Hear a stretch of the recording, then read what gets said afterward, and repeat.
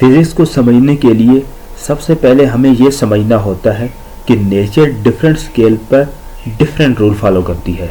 इसीलिए फिजिक्स को ब्रॉडली दो मेजर फ्रेमवर्क में डिवाइड किया गया है, क्लासिकल मैकेनिक्स और क्वांटम मैकेनिक्स। अब हम इन दोनों को स्टेप बाय स्टेप कंपेयर करते हैं। सबसे पहले है scale of nature. Classical mechanics का डोमेन मैक्रोस्कोपिक वर्ल्ड है। इसमें हम कार्स, बिल्डिंग, प्लैनेट्स, सैटेलाइट्स या वो ऑब्जेक्ट स्टडी करते हैं जिनको हम ऑब्जर्व कर सकते हैं। जबकि क्वांटम मैकेनिक्स का डोमेन माइक्रोस्कोपिक वर्ल्ड है। क्वांटम मैकेनिक्स में हम एटम, इलेक्ट्रॉन, प्रोटॉन, फोटॉन्स वगैरह को स्टडी करते हैं और एटॉमिक स्केल पे क्लासिकल मैकेनिक्स कंप्लीटली फेल हो जाती है। नेक्स्ट है हमारे पास स्पीड रिजीम। क्लासिकल मैकेनिक्स उन पार्टिकल को स्टडी करती है जिनकी वेलोसिटी स्पीड ऑफ लाइट से बहुत कम होती है। इस रिजीम में न्यूटन लॉ परफेक्टली वर्क करते हैं। जबकि क्वांटम मैकेनिक्स में पार्टिकल की वेलोसिटी या तो बहुत हाई होती है या उनका बिहेवियर क्लासिकल लिमिट्स को क्रॉस कर जाता है। ये इन फिनोमेना को क्लासिकल मैकेनिक्स एक्सप्लेन नहीं कर सकती। थर्ड है हमारे पास nature of energy. Classical mechanics के मुताबिक एनर्जी कॉन्टिन्यूस होती है, मीन एनर्जी स्मूथली चेंज होती है। क्वांटम मैकेनिक्स ने यहाँ रेवोल्यूशन क्रिएट की। According to Planck's, energy is emitted और अब्जॉर्ब इन डिस्क्रीट पैकेट्स। इन पैकेट्स को हम क्वांटा कहते हैं। ये आइडिया क्लासिकल फिजिक्स के लिए बिल्कुल अनएक्सेप्टेबल था।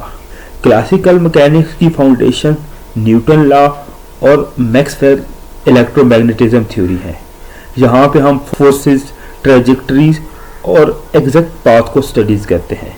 जबकि क्वांटम मैकेनिक्स का foundation Heisenberg uncertainty principle, D Broglie theory और श्रोडिंगर इक्वेशन था। यहाँ पर एग्जैक्ट ट्रैजेक्टरी का कॉन्सेप्ट एग्जिस्ट नहीं करता।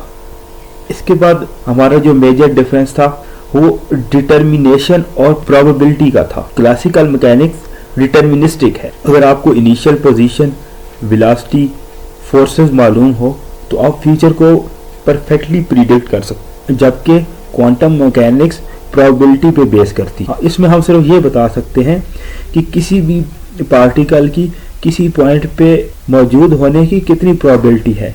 हम एग्जैक्ट पोजीशन प्रिडिक्ट नहीं कर सकते।